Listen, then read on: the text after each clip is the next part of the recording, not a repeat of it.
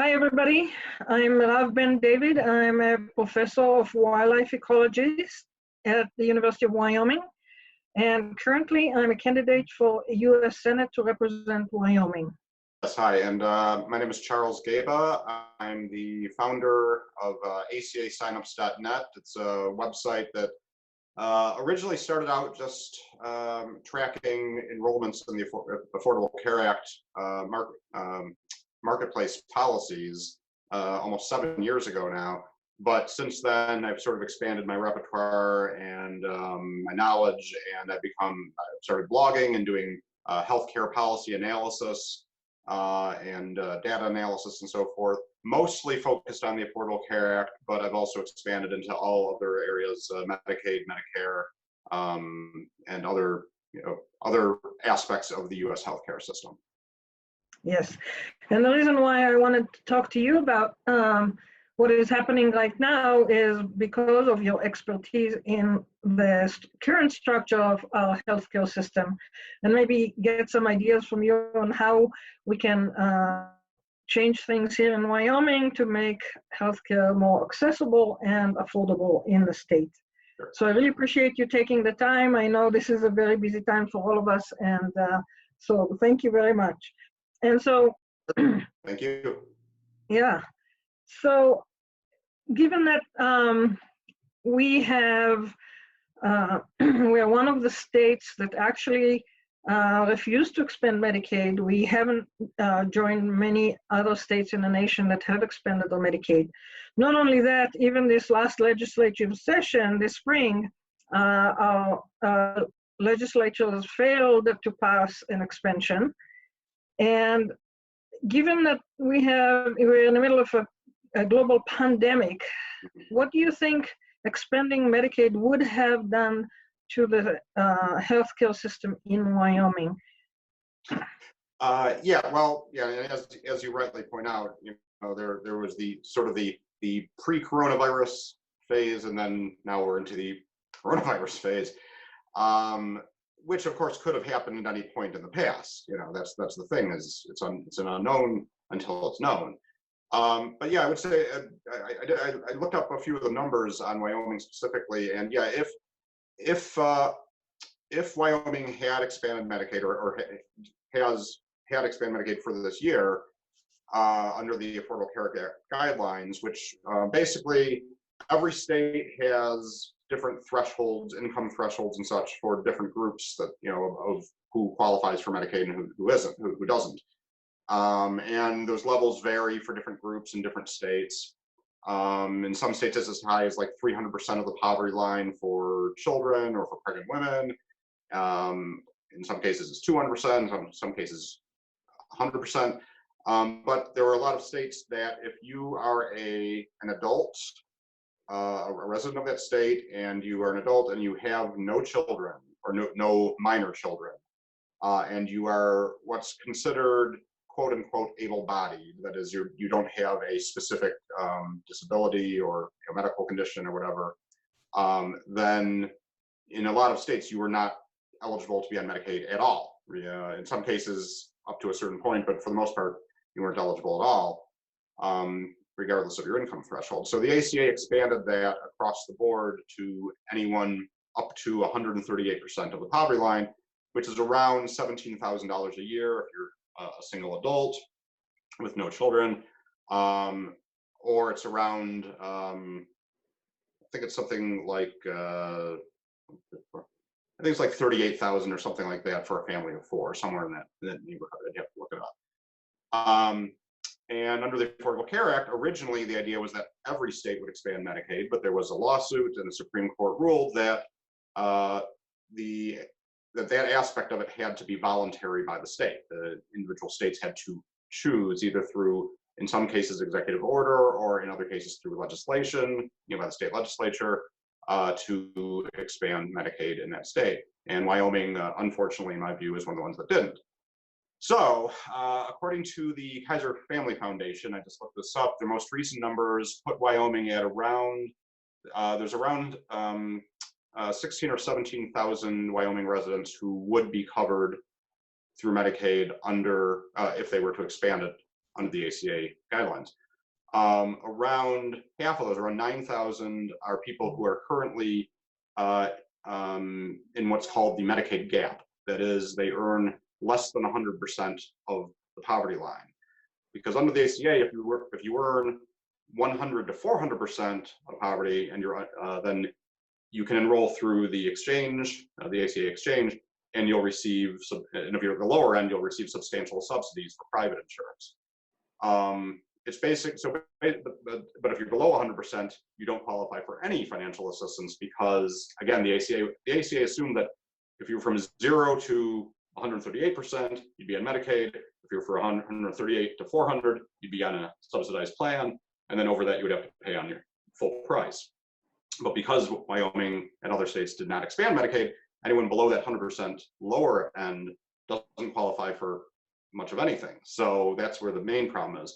There's another 8,000 or 9,000 Wyoming residents who fall into that 100 to 138% range, where they qualify for heavily subsidized private coverage on the exchange, but they do not qualify for Medicaid. If you were to expand Medicaid, then both of those groups, the ones in the gap plus the ones in that under 138 range, both of them would then be shifted over to Medicaid proper. So it's around 17,000 people throughout the state, and of course, Wyoming is is a very low, it's the lowest population state in the country. So it sounds like a small number, but that's actually a substantial portion of your population. So. Right, and what would happen to these people if they, at the moment, contract COVID-19? Are they going to be covered by anything, or would the hospitals have to basically take care of them and never get paid for it? Well, yeah, that's the problem.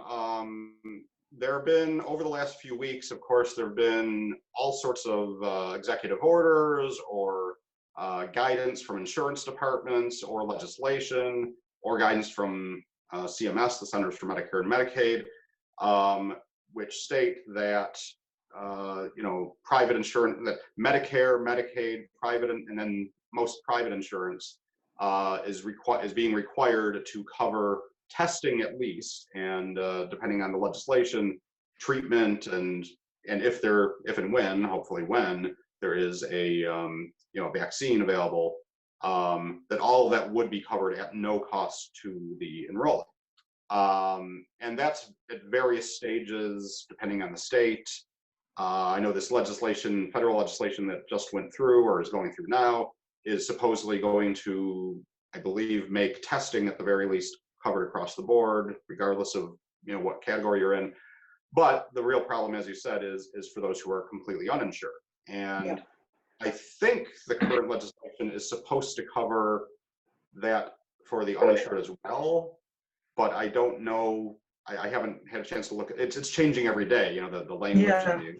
It's not even passed yet because there are several senators opposing it. So right, yeah, I just saw that.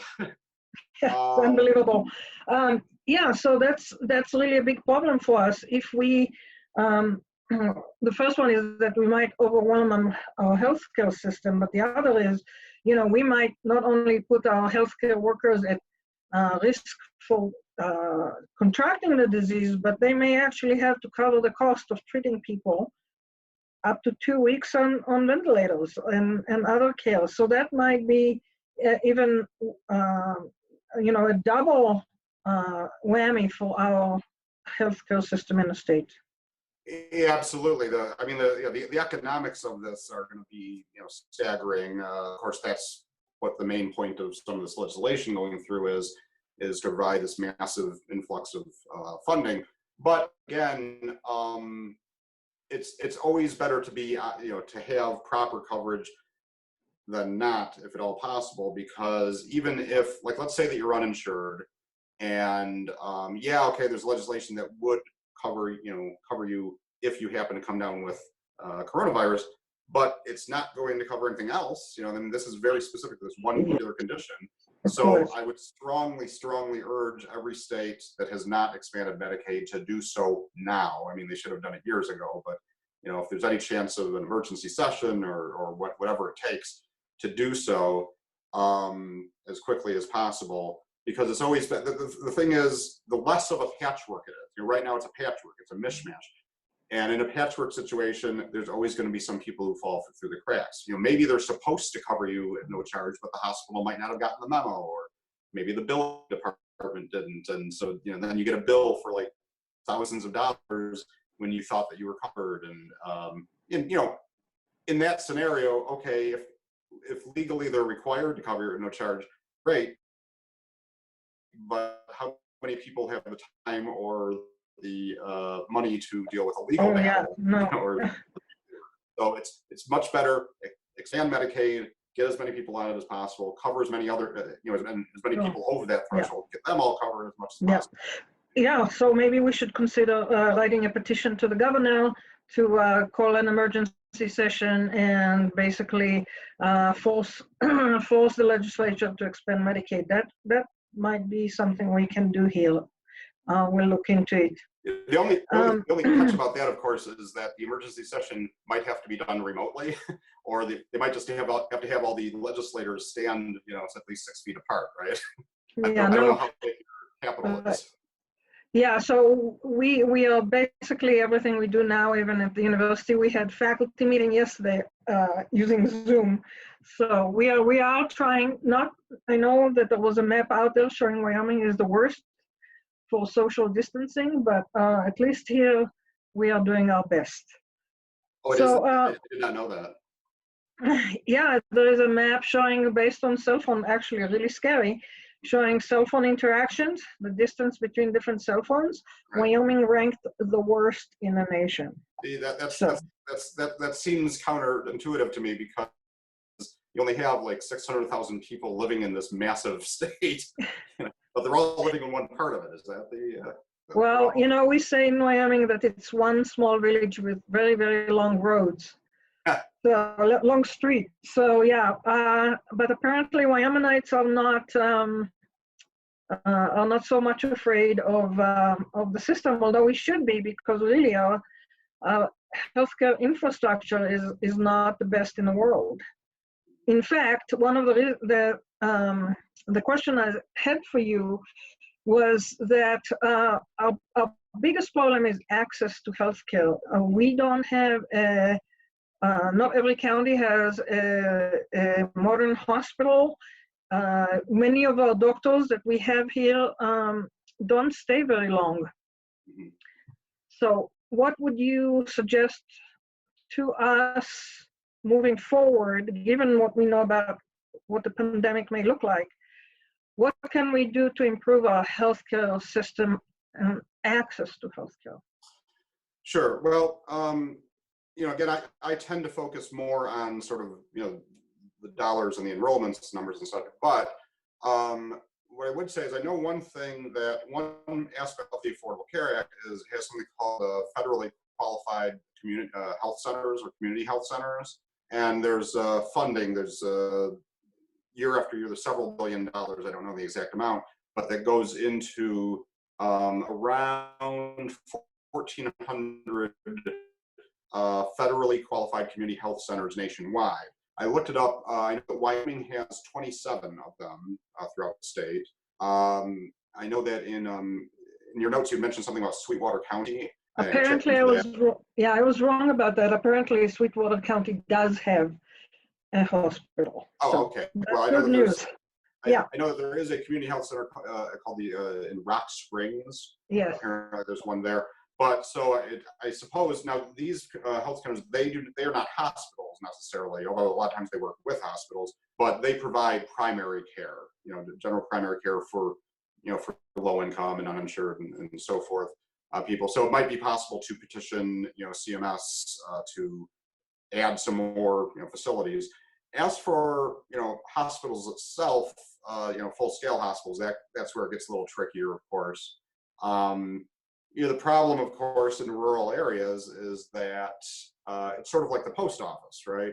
The post office exists in part because you have to be able to deliver mail or packages anywhere to any address in the country, no matter how remote, no matter, if it's up on a mountain, if it's down in the valley, if it's in the most remote area of the country, you have to be able to deliver something there. And, a private company is going to charge through the nose to do that, because it's not profitable for them to have, you know, a delivery truck that's only going out to like 6 people in the middle of, you know, in the middle of a very remote area. So that's what the post office is there for.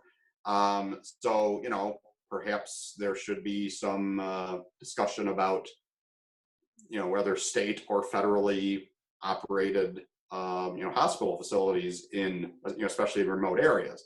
Now, of course, some people will say, "Oh, well, now you're getting into socialism," right? You know, because after all, that's, you know, that's what the National Health Service in the UK is, where the hospitals are owned by the government. But this would, you know, in this case, it would be only for very specific places where it's so remote or so underserved that, Right. you know, you can't interest a, you know, a hospital corporation, you know, or entity in being willing to do that. You know, maybe that's something that could be looked into, you know, maybe subsidized, maybe some sort of public-private partnership or something. Partnership, you know? Yeah. So actually, I've heard recently that in Powell, Wyoming, that's a model they're trying to develop, a partnership that that actually will support the hospital. Again, a small town in northern Wyoming that is trying to build some infrastructure. Many people in Wyoming, me included, sometimes have to get medical care in other states. We go to Fort Collins, we go to Denver from here when we have to for certain procedures. From Western Wyoming, people go to Salt Lake, and Northern Wyoming, they go to Billings, Montana. But right now, if we are in lockdown, or our neighboring states are in lockdowns, we have nowhere to go. So really, we need to learn something from this crisis and think about boosting up our healthcare system. So.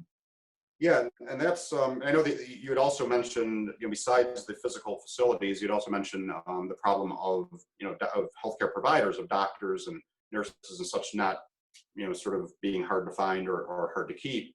And I know that one area that I'm one thing that I'm a big fan of, and it's sort of, it already exists. There are several programs like this that exist already, but I would look into expanding on them, is student loan forgiveness programs. You know, I don't know if you remember Northern Exposure, right? I have never watched it. I know about it, but I've never watched it. Right. It's the same, but that's basically what that was based on. The idea was it was a small remote village, town in Alaska, and it's a New York doctor, a brand new New York doctor, who he agrees to work there for a couple of years, and in return they pay off his, you know, his medical student loans. And there are, you know, those are existing programs that are in place, but I would expand on that. I know that there's one program idea. There's a universal healthcare coverage bill that I'm a huge fan of, called Medicare for America. So it's different from the Medicare for All bill, but it has a whole bunch of provisions. And one section of it has to do with that, because in that case, the problem is, well, how do you convince doctors and other healthcare providers to work at a, you know, at a lower income threshold, you know, lower reimbursement rate than they might normally do in a, you know, the current system. And so it would include this robust student loan forgiveness program, not just for doctors, but also for nurses, for dentists, for pharmacists, for physician's assistants, nursing aides, basically anyone who's in, you know, a healthcare provider, right? Where if you agree to go into this system, for each year that you work within it, then the government will forgive 10% of your medical student, you know, your student debt.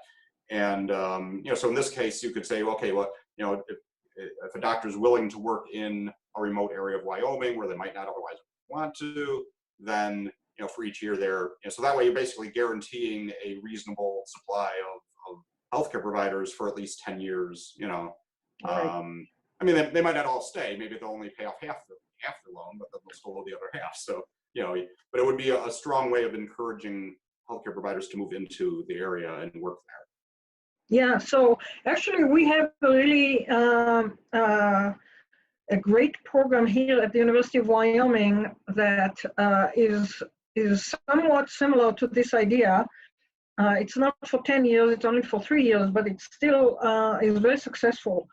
It's called WWAMI, and it stands for Washington, Wyoming, Alaska, Montana, and Idaho. Oh, okay. So basically, It's a partnership of all the northwestern states, and the idea is that we do the early training, the pre-med training for physicians here at the University of Wyoming. A lot of the faculty in my department in zoology and physiology actually teach in the WAMI program, and the WAMI students are taking some of our core courses in physiology. But the program basically identifies the top students, and then the state funds the medical school tuition. It's a partnership again. We like partnerships. So the state basically puts about $300,000 per student in tuition for going through medical school. The students pay about $15,000, so they have an investment as well. In exchange for that, they have to be physicians in the state for 3 years. And the nice thing about it that I've learned from the director of the program, Dr. Tim Robinson, he told me earlier today that actually 85% of the returning students stay because they are from Wyoming, they're Wyoming residents, they have families here, they go back to their hometowns and to the hospitals they were born in. And so if we can reduce their debt and their loan, and they don't have to deal with huge student loan, they actually want to stay, and they do stay. So he mentioned 85% retention, and he also said that each of these physicians is contributing to the Wyoming economy $1.1 million a year.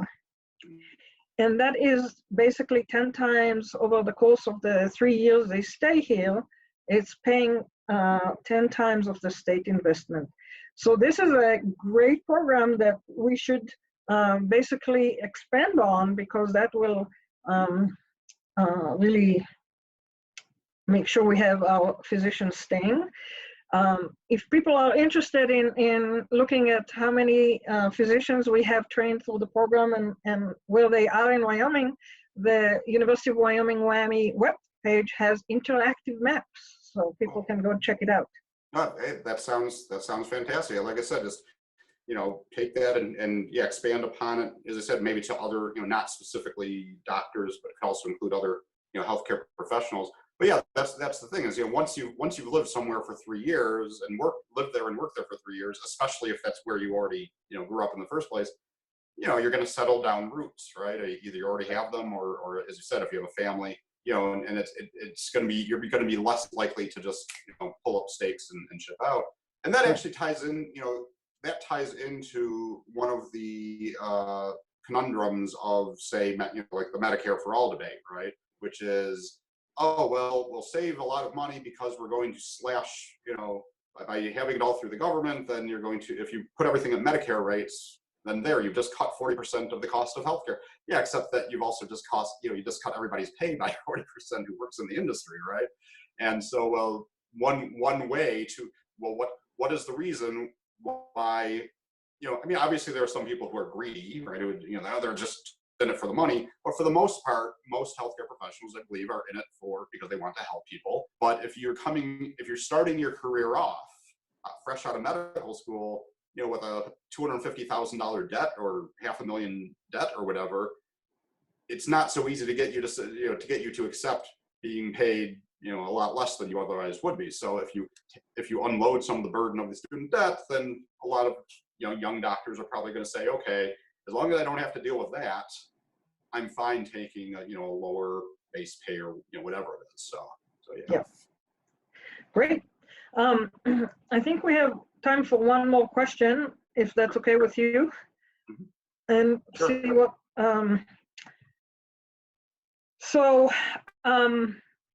That's back to COVID-19 is from your tracking of what's happening globally and in the United States, and looking at Wyoming, when do you think we can expect to be hit the hardest? Well, the when is tough. I know, I ran a little comparison. I know that so Wyoming, the state as a whole, has a population about a little under half the size of Oakland County, Michigan, which is where I live. We have about 1.2, 1.3 million residents, and we just hit 99 confirmed cases. Wyoming, as of this morning, looks to be around 40 to 45, somewhere in there, depending on the source. So that's tracking about, now of course, again, that's the state as a whole, which is 100 times the size of my county. So I don't know if that's a exact parallel in terms of social distancing and all that, but I know apparently it looks like you have done most of the official policies in terms of closing the schools, no large gatherings, shutting down restaurants except for delivery and carry out, that sort of thing. I don't believe you've had like an official full-scale stay-at-home order yet.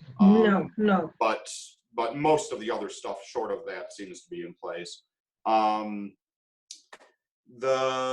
It's not, from everything I've been reading, everything I've been hearing, it's not a question of whether, it's a question, as you said, it's a question of when. That Wyoming, every state will be hit, some are worse, will be hit worse than others, of course. Right now, New York is very ugly.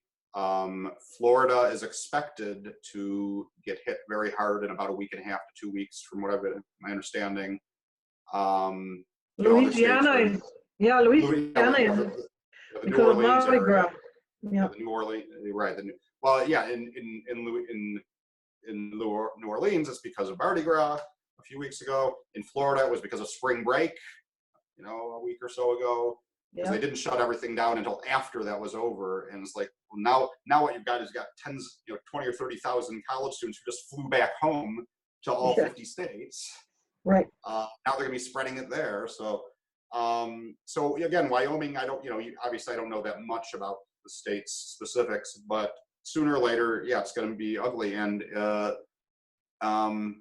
it can get very bad. I just posted just before this call.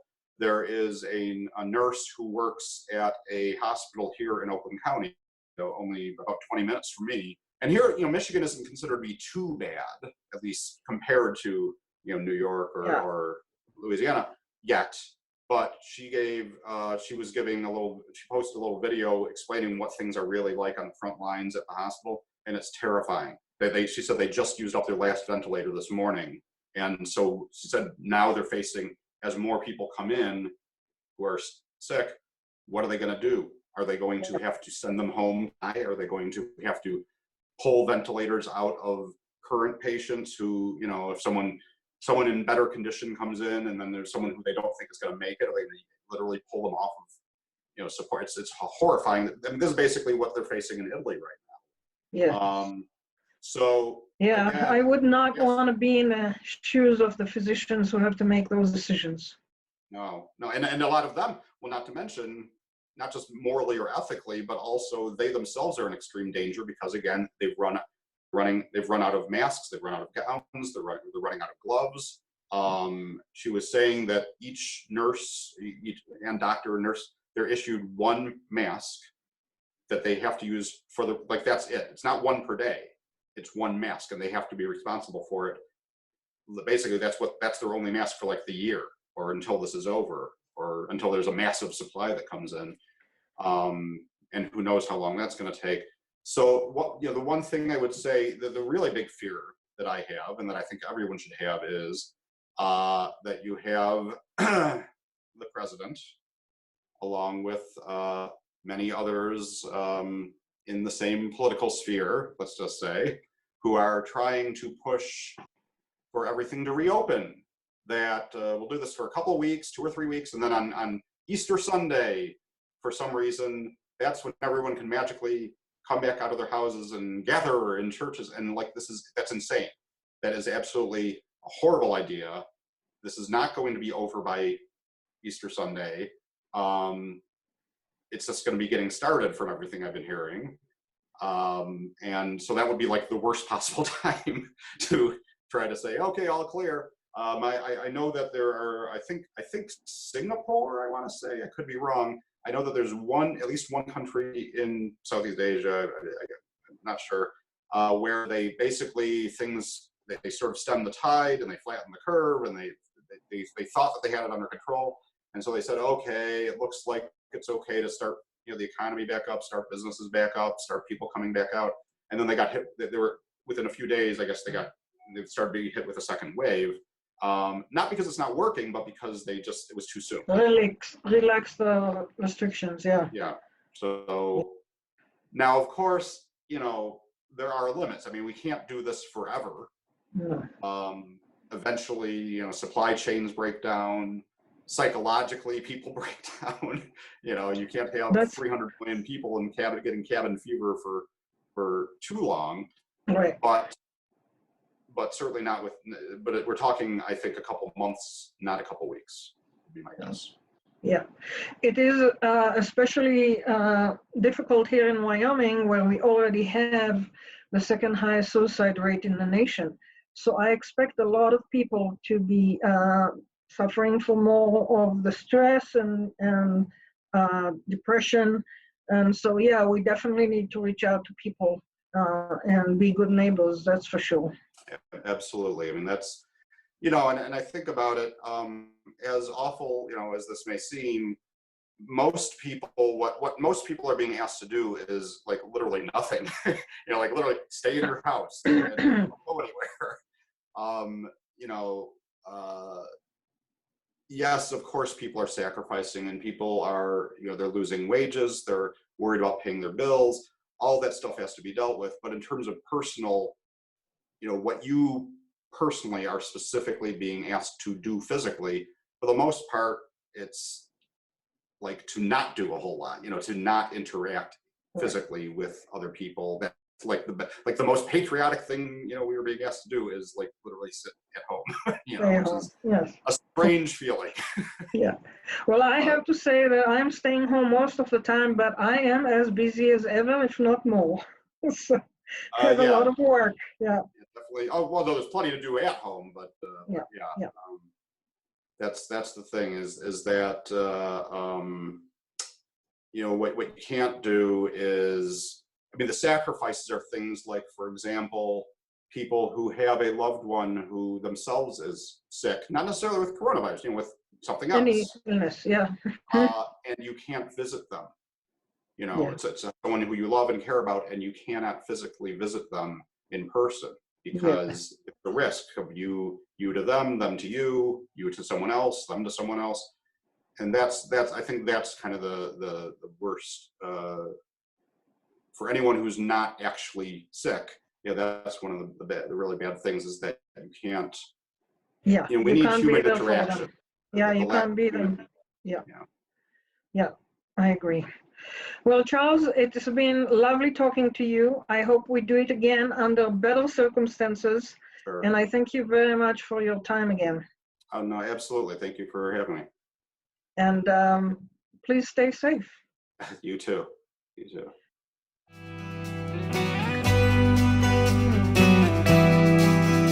In the great pine forest of 1889, I found a single feather hanging on a twisted vine.